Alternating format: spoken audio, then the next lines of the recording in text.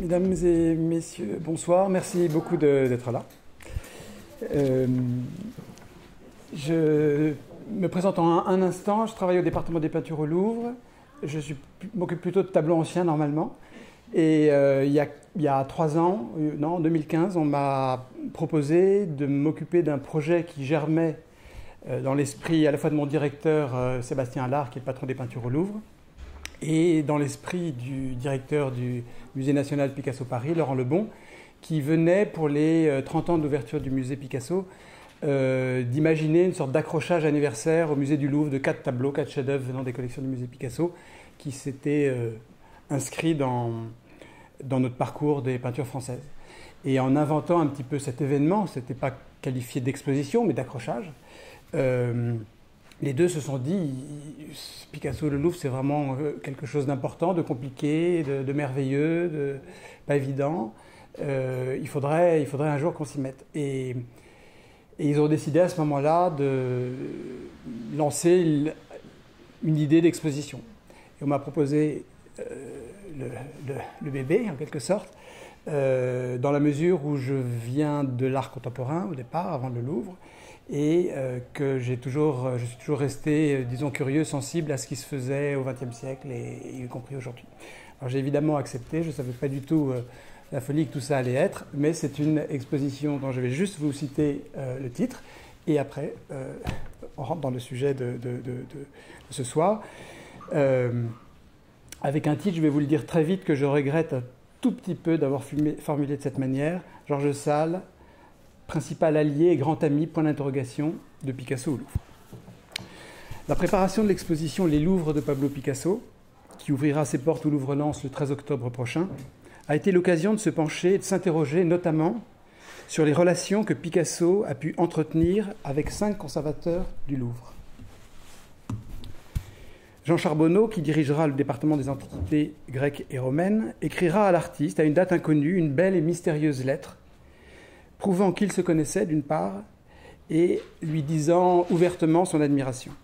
Germain Bazin, qui dirigera quant à lui le département des peintures, fera apparaître les articles les plus virulents qu'on puisse imaginer au sujet de Picasso, avant de voir en lui, après la Seconde Guerre mondiale, je cite, « le génie prophétique de notre temps, dont toute l'œuvre pourrait être interprétée comme une succession d'oracles. » Bazin écrit à nouveau au lendemain de la guerre, « Dans sa période bleue, Picasso peint l'humanité misérable et décharnée qui sortira des camps de concentration 40 ans plus tard. » Donc quelqu'un qui était choqué par les déformations que Picasso infligeait à la figure humaine, à l'aide, eh bien, tout d'un coup, revoyait son jugement complètement à la lumière de ce qu'on a découvert des horreurs de la guerre. Autre conservateur avec qui Picasso a eu des liens particuliers, je ne sais pas s'il faut dire privilégiés, mais particuliers, René Huyghe, le prédécesseur de Germain Bazin, évoquera Picasso dans quantité de ses écrits et de ses conférences tout au long de sa carrière, qui ne seront pas non plus toujours très tendres avec le maître espagnol. Mais grâce à ses mémoires, on sait toutefois que Picasso lui offrit un assemblage qui a été conservé, réalisé à partir de 2 petites cuillères que l'artiste avait tordues, je cite, machinalement, un jour qu'il bavardait avec René Huyghe au café des Deux Magots. Paul Jameau, le prédécesseur de René Huyghe, posséda lui-même très tôt, avant 1914, 2 dessins de jeunesse de Picasso qu'il légua au musée des Beaux-Arts de Reims. Un journaliste écrira en 1923 que Jameau, je cite, « ne s'est point caché d'avoir pour Picasso un peu d'idolâtrie ». Toutes ces personnes dont je vous parle, c'est des grands serviteurs du Louvre. C'est des personnes qui incarnaient à eux seuls le Louvre pendant 10 ans, 20 ans, 30 ans, 40 ans. Il me semble presque certain que les 2 hommes, Jameau et Picasso, se connaissaient, mais je ne suis pas malheureusement parvenu à le démontrer. Il y a des gigabytes d'archives, mais aucune qui prouve qu'ils étaient en contact. Mais il y aurait de quoi faire une conférence sur Jameau et Picasso. Georges Sale, enfin, eut aussi l'occasion d'écrire sur et à Picasso, Et lui aussi posséda des œuvres de sa main, mais une vingtaine au moins, et autrement plus imposantes que celles auxquelles je viens de faire allusion. Des œuvres au milieu desquelles il vivait bien longtemps avant d'avoir rencontré l'artiste en 1941, à la galerie Renou École, Faubourg Saint-Honoré. Né en 1889, Georges Sale était le petit-fils de Gustave Eiffel. Archéologue, grand ami de l'art moderne et des artistes de son temps, grand collectionneur, grand serviteur de l'État, Sale est entré au département des objets d'art en 1923, a pris la responsabilité du département des arts asiatiques du Louvre au moment de sa création en 1932, puis celle du musée Guimet en 1941, avant d'être nommé directeur des musées de France en 1945. Il n'est pas exagéré d'avancer que Georges Sale, que ses collègues étrangers appelaient Monsieur Louvre, aima passionnément Picasso et à sa manière fit tout ce qui fut en son pouvoir pour défendre son art au sein d'un milieu institutionnel qui ne lui fut pas toujours favorable. En regardant la belle photographie prise par Jacqueline Roch en 1957 à la Californie, dont je vous montre ici un détail, je regrette évidemment d'avoir cru nécessaire d'introduire un point d'interrogation à l'intitulé de ma communication. Grand ami, point d'interrogation, oui, je crois qu'on peut dire que Georges Sale a été un grand ami de Picasso. Il y a encore 6 mois, c'est idiot, lorsqu'il a fallu arrêter tous ces titres, j'ai eu des scrupules, j'ai tellement lu, bien qu'étant très novice dans la matière picassienne, de personnes se prétendant les grands amis de Picasso, et que, bon, j'ai pas cru qu'il était possible de l'affirmer. Et cette proximité entre le grand homme des musées français et Picasso, qui lui met la main sur l'épaule, personne au monde ne met la main sur l'épaule de Georges Sale. Et là, il y a une sorte de simplicité, de tactilité, si le mot existe, d'amitié peut-être, tout simplement, qui me fait revenir sur ce point d'interrogation peut-être un peu idiot. Plusieurs aspects des liens qui ont pu se nouer entre Georges Sale et Picasso ont déjà abondamment été évoqués dans la littérature consacrée à l'artiste. Bref, au récit que Georges Sale fit en 1950 de cette rencontre au sommet dans son livre « Au Louvre, scène de la vie du musée », répond celui que Françoise Gillot et Carlton Lake donnèrent dans leur livre « Vivre avec Picasso » une quinzaine d'années plus tard. Les images que vous avez sous les yeux consistent en 2 vidéogrammes. Qu'est-ce qui s'est passé là? C'est pas du tout ça que je... Pardon. En 2 vidéogrammes, extraits du très beau documentaire de Richard Coppens, intitulé « Au Louvre avec les maîtres ». C'est un documentaire qui date de 1993, dont un passage met précisément en image, en noir et blanc, un peu à l'ancienne. C'est des images très sombres, un peu saccadées, avec une caméra sur l'épaule. Le récit de Gillot et Lake. Donc sur votre gauche, vous reconnaissez la Muse et le rocking chair de Picasso, qui ont été placés devant le Saint Bonaventure, dans sa bière de Zurbaran, dont Picasso, on le sait, faisait grand cas.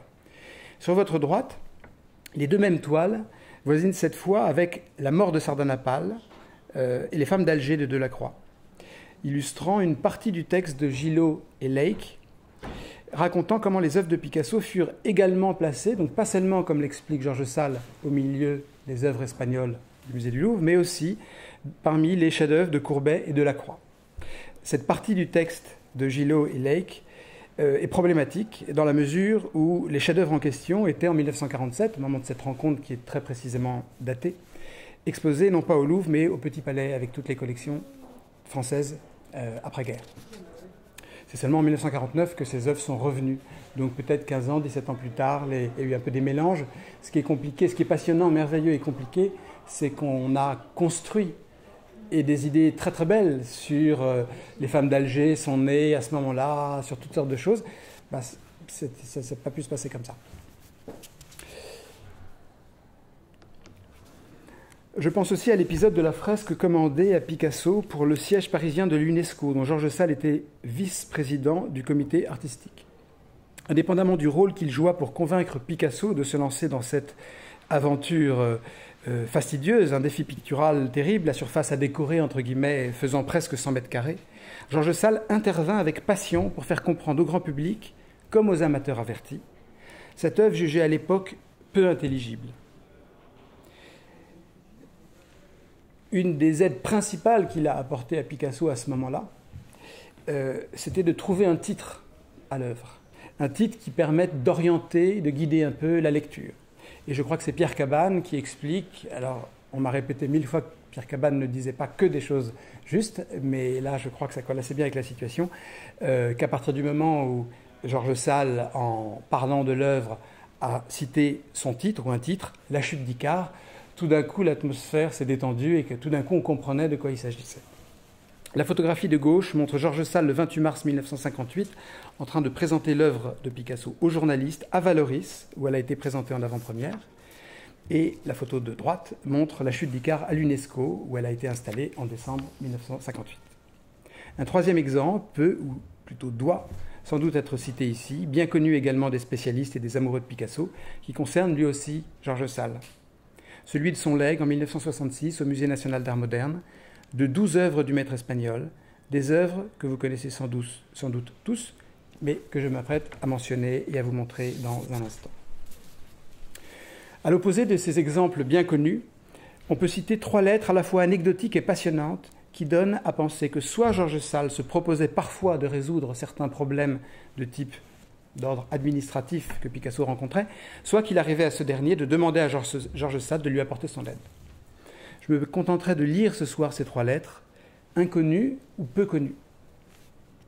Conservée aux Archives nationales de France, la première a été écrite par Georges Sale au directeur de la section Rennes de l'électricité de France le 15 mars 1947. Monsieur, j'ai appris que le peintre Picasso, dont il n'est pas besoin de souligner auprès de vous la notoriété, vient de se voir appliquer une sévère pénalité pour avoir dépassé dans une proportion évidemment très considérable la consommation d'électricité qui lui était allouée. Permettez-moi d'intervenir très vivement auprès de vous et de vous demander s'il ne serait pas possible de lui épargner à l'avenir, quel que soit le dépassement, une mesure de rigueur qui consisterait dans la coupure du courant qui dessert son atelier, cette rue des Grands Augustins. Picasso a coutume de travailler une partie de la nuit en utilisant un projecteur. C'est la raison de la situation où il s'est mis. Et il est probable que cette situation se reproduira. Laissez-moi vous dire l'obligeance que je vous aurais, si vous vouliez bien, à la suite de cette lettre, examiner dans un esprit de particulière compréhension la possibilité de donner au plus connu des peintres contemporains la facilité de travailler à sa guise. Je me permets d'ajouter que les intentions de Picasso sont particulièrement généreuses en ce qui concerne les musées. Il y a de toute manière un intérêt de premier plan à donner à ce grand artiste toutes les facilités nécessaires à sa production. Je vous remercie beaucoup, en tout cas par avance, de l'attention que vous voudrez bien porter à cette affaire et vous demande, monsieur, d'agréer, etc. Également, conservée aux Archives nationales de France, la seconde lettre date, elle, du 9 juillet 1952 et a été adressée par le directeur du service départemental du logement à Georges Sale, après manifestement que ce dernier soit intervenu auprès de lui en faveur de Picasso. La lettre est plus courte. Monsieur le directeur, vous avez bien voulu appeler mon attention sur la demande de levée présentée par monsieur Picasso et concernant la réquisition de son appartement 6, 9 rue Gay-Lussac à Paris 5e. J'ai l'honneur de vous faire connaître qu'après un examen du dossier, j'ai décidé de ne pas renouveler la réquisition en cause. La notification de cette décision va être adressée à monsieur Picasso. Je suis heureux de vous en faire part. Veuillez agréer, monsieur, etc. Enfin, conservée dans les archives Picasso, la troisième de ces lettres a été envoyée par Georges Sale à Picasso le 8 octobre 1953. Mon cher Picasso, voici la lettre que m'a envoyée Paul Guinard, directeur de l'Institut français de Madrid. Votre fille, Maria, est assurée d'être très bien accueillie à Madrid. Je m'en réjouis. Faites-lui mes amitiés et croyez à ma très admirative affection. Signé Georges Sale. Donc on comprend que là aussi, il est intervenu pour que le cours privé, le cours à l'Institut français, certainement le meilleur, puisse accueillir sa fille Maya. Indépendamment de ces témoignages bien connus, ou fort peu connus, ayant trait à la relation que Georges Sale et Picasso nouèrent et entretinrent, un autre cas de figure m'est apparu en creusant ce dossier passionnant dans le cadre de la préparation de l'exposition du Louvre-Lens. Celui d'un sujet bien connu qu'on pouvait peut-être entraîner vers des pentes moins connues. Je fais ici allusion à l'histoire du portrait de Georges Sale qui resta finalement à l'état de projet. Une histoire que Sale publia lui-même en 1965. Je vous en lis les premières lignes. Un certain jour de juillet 1952, Picasso, venu me voir au Louvre, avait attendu quelques instants dans l'antichambre de la direction. « Quels sont ces messieurs dont les portraits sont là ?» me demande-t-il en rentrant dans mon bureau. Mes prédécesseurs. Et j'ajoute, c'est le Campo Santo des directeurs du Louvre. Ils sont tous là. Alors vint la question que j'espérais. Et vous, qui fera votre portrait ? Ce sera vous si vous y consentez. À cette réplique, il n'avait pas répondu, mais le lendemain, il revint, posa la même question, qui requit de ma part la même réponse. C'est entendu, dit-il. Je ferai ce que vous voudrez, un buste, une peinture, un dessin. Mais pour cela, il faudra que vous veniez à Vallauris et que nous prenions jour. Je fais une parenthèse pas tout à fait prévue. Évidemment, en ayant une œuvre de sa main présentée dans ce qu'on appelle le couloir de la direction, ou l'antichambre de la direction, la galerie de la direction, c'était une manière pour Picasso d'entrer dans les collections du Louvre. Une possibilité rendue impossible, non pas par une loi, mais par une tradition qui remonte au XVIIIe ou au XIXe siècle, selon laquelle, et que tout le monde respectait, selon laquelle un artiste ne peut pas être représenté au Louvre moins de 10 ans après sa mort. Alors il y a une ou deux exceptions qu'en général on oublie pour dire que Picasso a été le premier, ou parfois que Braque a été le premier, ou des choses comme ça, mais c'était une sorte de tradition. Là, tout d'un coup, une ouverture se présentait, disons. Vous avez sous les yeux 4 des portraits d'anciens directeurs qui étaient alors accrochés dans l'antichambre de la direction, ainsi qu'une photographie récente de la dite antichambre. Pardon pour le côté anecdotique, donc c'est une photo qui date d'il y a un mois. Rien n'a changé, à part les tableaux qui ont été décrochés à la fin des années 60. Et cette banquette est là depuis toujours. Et c'est techniquement sur cette banquette qui servait un peu, qui sert toujours de salle d'attente, que Picasso a attendu, s'est demandé qui étaient tous ces messieurs au mur, et que le projet de ce tableau est né. Grâce au récit de Georges Sale, on sait comment se passa les séances de pause des 1er et 2 avril 1953. Dans son texte, Georges Sale explique comment 10 fois il a pris rendez-vous, 10 fois il a été décommandé. Il explique dans un texte publié de son vivant, et donc que Picasso pouvait lire, avec beaucoup d'affection, que Picasso jouait un petit peu au chat et à la souris avec lui en faisait voir un peu toutes les couleurs, mais que ça faisait partie du jeu, mais que plus d'une fois il s'est dit en fait pas du tout, il ne veut pas faire mon portrait, il se moque de moi. Je cite, mercredi 1er avril 1953, donc. Asseyez-vous là. On est à Vallauris, donc. Asseyez-vous là. Il prend un bloc et dessine. C'est comme chez le tailleur. Il faut d'abord prendre les mesures. Je me demande si je devrais pas faire ça. Pendant 2 heures, il dessinera et fera 5 dessins. D'abord, voilà. D'abord, 3/4 profil droit, puis profil droit, puis profil gauche, puis 3/4 profil gauche, puis de face. À propos du jeudi 2 avril 1953, Sale écrit ceci. « Il faut aller travailler, je m'assieds comme hier. » Il reprend son bloc, sagement, répète sa mimique de la veille, l'œil tantôt levé sur moi, tantôt abaissé sur le papier. Ainsi, il fait 3 autres dessins, avec, il me semble, un travail plus prolongé qu'hier.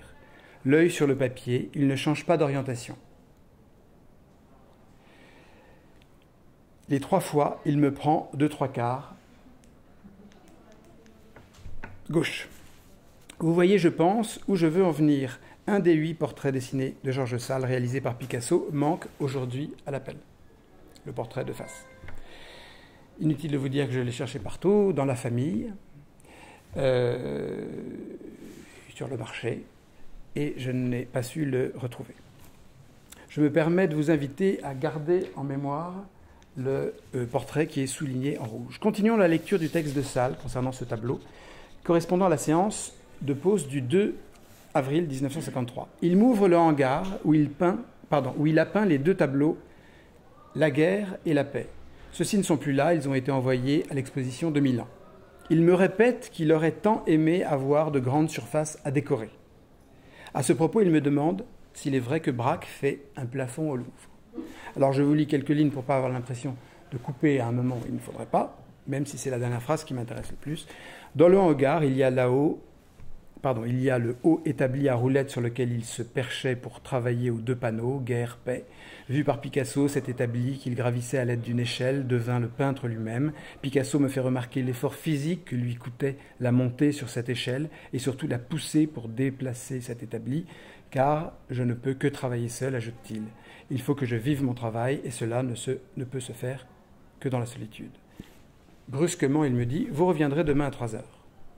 À propos du lendemain à 3 heures, voilà ce que Georges Sale écrit. L'après-midi, je suis à Vallauris à 3 heures. En même temps que moi, à la porte de l'atelier, arrive la Hotchkiss conduite par Polo, qui en descend, pour me dire que son père ne travaillera pas au portrait, mais qu'il m'attend à la poterie. Je l'y retrouve, penché sur une céramique qu'il grave. Il me dit avec une gentille mimique de prière « Je n'ai pas envie de travailler aujourd'hui ». Je ris et le remercie affectueusement de tout ce qu'il a déjà fait. Il m'embrasse car il sait que j'ai compris que l'histoire du portrait est dès à présent terminée. Avons-nous tort de comprendre, en lisant Georges Sale, que le plafond qu'il proposa à Braque de peindre au Louvre 9 mois plus tôt fut fatal à son portrait ?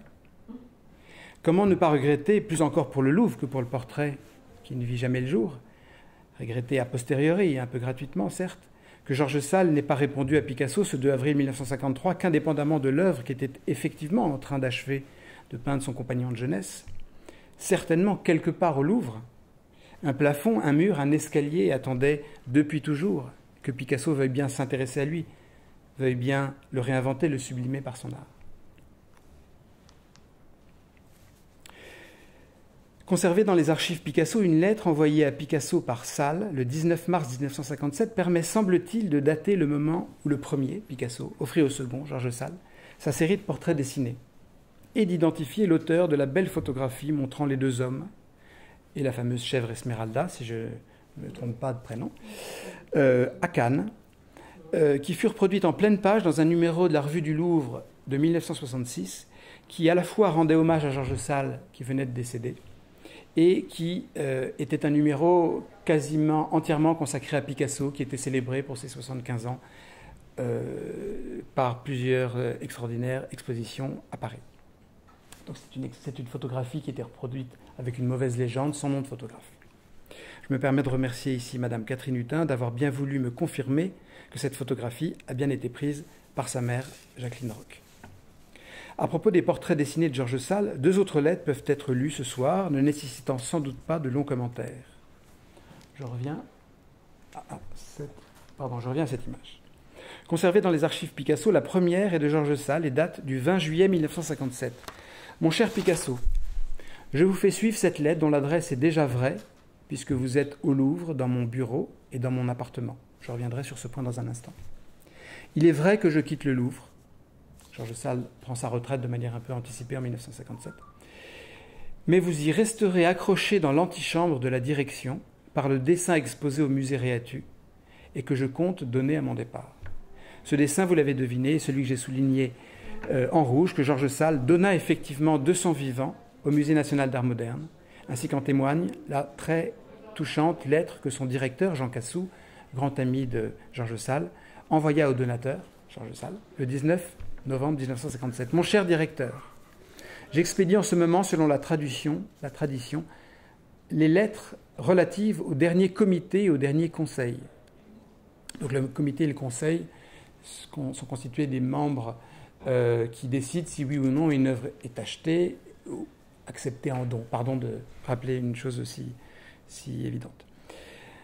J'ai donc l'agréable devoir de dicter à Madame Homol, la secrétaire de Jean Cassou, une lettre vous informant que mon département, ayant été naturellement chargé d'enregistrer le don de votre portrait par Picasso en vue de son installation dans la galerie de la direction à la suite des effigies de vos illustres prédécesseurs, c'est à moi qu'est revenu le soin de présenter ce spirituel et émouvant dessin aux 2 assemblées en question, donc le comité et le conseil. Elles ont accepté ce don avec reconnaissance et ont estimé avec moi que vous ne pouviez être représenté sous de meilleures espèces dans le couloir du Louvre où notre fervente et fidèle affection vous retrouvera tous les jours. Croyez-moi, je vous prie, mon cher directeur, bien affectueusement vôtre. Le dessin en question sera effectivement accroché dans la galerie ou l'antichambre de la direction au Louvre, avant d'être un jour remplacé par la phototypie, une reproduction absolument parfaite que Daniel Jacomet a réalisée à la demande de Georges Sale pour les donner à ses amis. Et la présence de ce portrait, non plus sous la forme du dessin original, mais d'une reproduction parfaite, m'a été confirmée il y a quelques années par Michel Laclotte, feu Michel Laclotte, grand patron des peintures du Louvre et directeur du musée du Louvre, décédé il y a quelques jours. Et m'a par ailleurs été confirmée cette présence par Claude Ruiz Picasso, quand je lui ai parlé de toutes ces histoires que je voulais évoquer dans l'exposition il y a 2 ou 3 ans. Il m'a dit, mais moi je me souviens très bien, mes premiers rendez-vous avec le directeur des musées de France pour parler donation, pour parler dation, j'ai été accueilli par un portrait de Georges Sale par mon père. Pour finir, j'aimerais évoquer un dernier aspect des recherches qu'il a été possible de mener ici et là ces dernières années sur la relation Sale-Picasso dans le contexte de l'exposition Les Louvres de Pablo Picasso. Un aspect, pour sa part, totalement inédit. Dans la lettre du 20 juillet 1957 que je viens de vous lire, Georges Sale écrit « Je vous fais suivre cette lettre dont l'adresse est déjà vraie, puisque vous êtes au Louvre, dans mon bureau et dans mon appartement. » Alors, avant de venir au principal, je fais un simple commentaire dont l'adresse est déjà vraie. Pour tout vous dire, j'ai cherché, les collègues du musée Picasso m'ont aidé à chercher désespérément une lettre quelque part, dont on ne connaissait pas l'auteur, donc ce n'est pas tout à fait évident, écrite à Picasso, avec comme adresse musée du Louvre, puisque c'est ça qu'il faut comprendre. Un peu comme parfois c'était marqué Picasso Valoris, Picasso Cannes. Bon. Et évidemment, ça aurait été un document savoureux à montrer dans l'exposition, mais nous ne l'avons pas trouvé. Peut-être que cette enveloppe ressurgira un jour. En effet, Georges Sale travaillait et habitait au Louvre, entouré de ses œuvres de Picasso. Son appartement de fonction, qu'il habita entre 1947 et 1957, se trouvait en entresol, dans l'aile de Flore, ses fenêtres donnant à la fois côté Seine et côté jardin des Tuileries, comme vous pouvez le constater sur ce plan annoté « Appartement de Monsieur Sale ». Donc c'était là. Alors ici, il faut me croire sur parole, c'est marqué « Appartement de Monsieur Sale ». Vous avez ici les quais de Seine, avec ici la porte des Lions, ce qu'on appelle le passage des Lions. Ici le jardin des Tuileries, et ça c'est ce qu'on appelle le pavillon de Flore. Donc l'obélisque est là et le Châtelet est là-bas. Et le musée fait un grand U comme ça. Donc l'appartement de Georges Sale, c'est cette espèce de grand carré avec des fenêtres donnant, que vous voyez ici, et ici plutôt, pardon, cet étage-là, donnant à la fois côté Seine et côté jardin. L'ancien conservateur du Louvre, devenu directeur des musées de France, y avait accès par le passage des Lions, que je viens de vous montrer, et plus précisément par la porte ouvrant aujourd'hui, donc une porte qui est à cet endroit-là, ouvrant aujourd'hui sur le grand hall d'entrée du musée du Louvre qui permet d'avoir accès à l'antenne du musée du Quai Branly et aussi, je crois, l'accueil des groupes. Techniquement, c'est un sujet, la question de l'appartement de Georges Sale, l'appartement de fonction de Georges Sale, qui m'a beaucoup intéressé, notamment parce que les bureaux du département des peintures sont là, donc on passe 1000 fois par jour devant quelque chose qui est une entrée de musée et qui, jusque dans les années 90, était la très prestigieuse entrée qui menait à un grand escalier, qui menait lui-même à un bel appartement des différents directeurs des musées de France depuis le début du XXe siècle.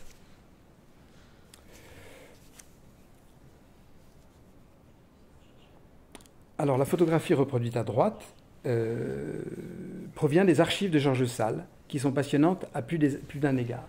Vous voyez Georges Sale ici, qui pose devant un des lions, qui est devant la grille qui mène au passage des lions. Donc, il est exactement à cet endroit-là. Donc, dans ces archives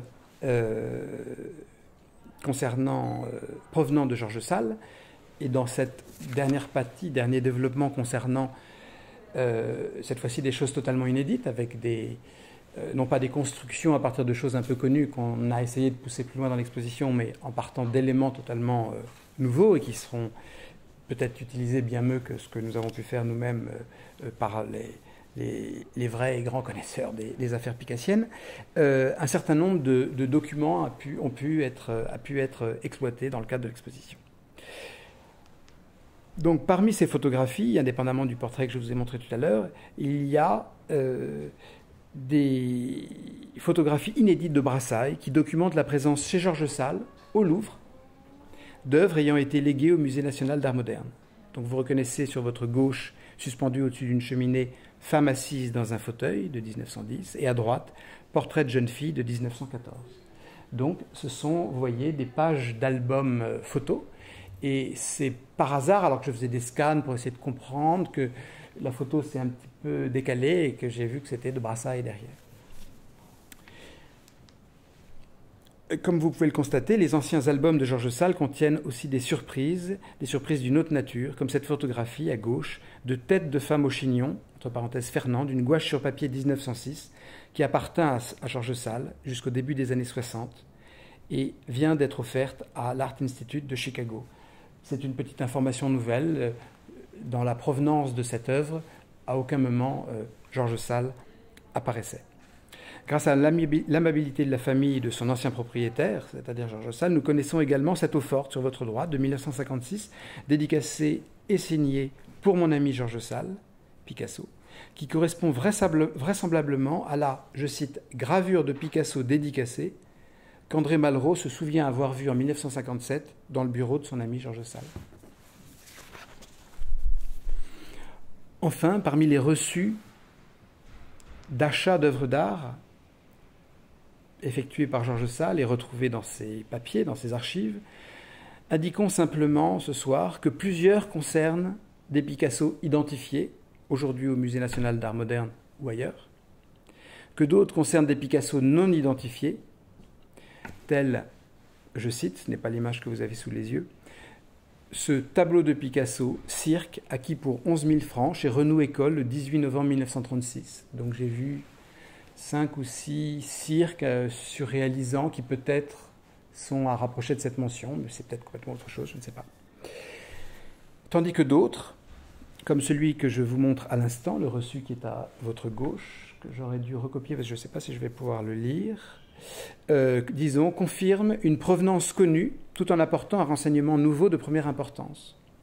On savait ainsi que le papier collé feuilles de musique et guitare, entre parenthèses partition et guitare, légué par Georges Sale au patrimoine national, provenait de la galerie Pierre, mais grâce à ce reçu du 6 mars 1935, on découvre que Georges Sale n'acheta pas ce jour-là un, mais deux des merveilleux papiers collés exposés dans sa galerie par Pierre Loeb du 20 février au 20 mars précédent. Donc alors c'est pas du tout ça que je voulais faire, pardon. Cette coupure de presse de Vogue reproduit le papier collé de Georges Sale qui se trouve aujourd'hui au Centre Pompidou. Il y a même une petite phrase qui explique le papier collé du haut appartient à Georges Sale, celui du bas à quelqu'un d'autre. Bon, à propos de l'exposition organisée dans l'exposition de Pierre Loeb. Et ce document permet ce qui, quand on travaille beaucoup sur le papier collé historique de Picasso, permet de découvrir, et ça pose 1000 questions évidemment, que ce jour-là, Picasso en a acheté deux. Qu'est devenu l'autre? L'a-t-il offert? L'a-t-il revendu? Un travail important sera sans doute à mener sur ces reçus, sur ces factures. En guise de conclusion,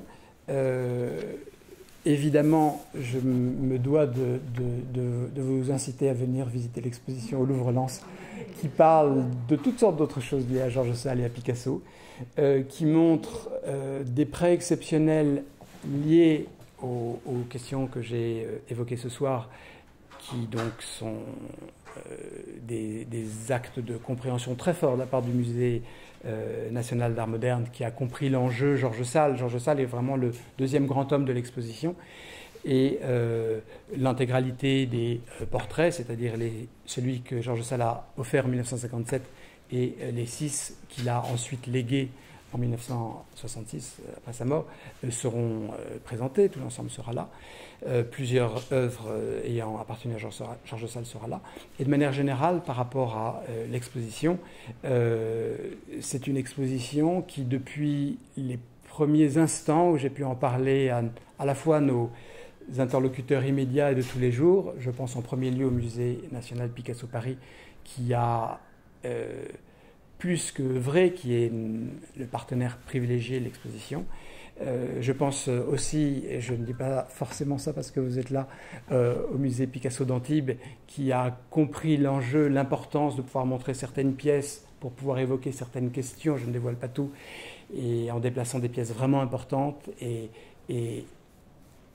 évidemment, on est à la fois heureux, reconnaissant de cette compréhension et de cette prise de conscience immédiate par ces musées qui travaillent sur Picasso au quotidien, de nous aider, de nous accompagner, de participer à ce projet, venant un petit peu d'ailleurs, venant du Louvre, pour le Louvre-Lens. Cette remarque concernant ces prêts extrêmement importants qui ont été accordés à l'exposition vaut aussi complètement pour la famille Picasso, les différents membres de la famille Picasso qui, je me souviens vraiment de chaque rendez-vous, c'était toujours un rendez-vous qui devait durer 10 ou 15 minutes, et puis finalement ça durait 3 heures, parfois plus, tellement un échange s'est mis en place, tellement même quelqu'un qui n'avait jamais travaillé sur Picasso était écouté, était conseillé, et donc ces conseils, ces prêts, cette aide a fait la richesse de l'exposition qu'on s'apprête à inaugurer. Peut-être un dernier mot qui est moins lié à notre exposition au Louvre-Lens qu'à Georges Sall. Je ne sais pas ce que vous en pensez. Moi j'ai le sentiment que peut-être Georges Sall ferait l'objet un jour d'une très belle exposition. Je vous remercie de votre attention.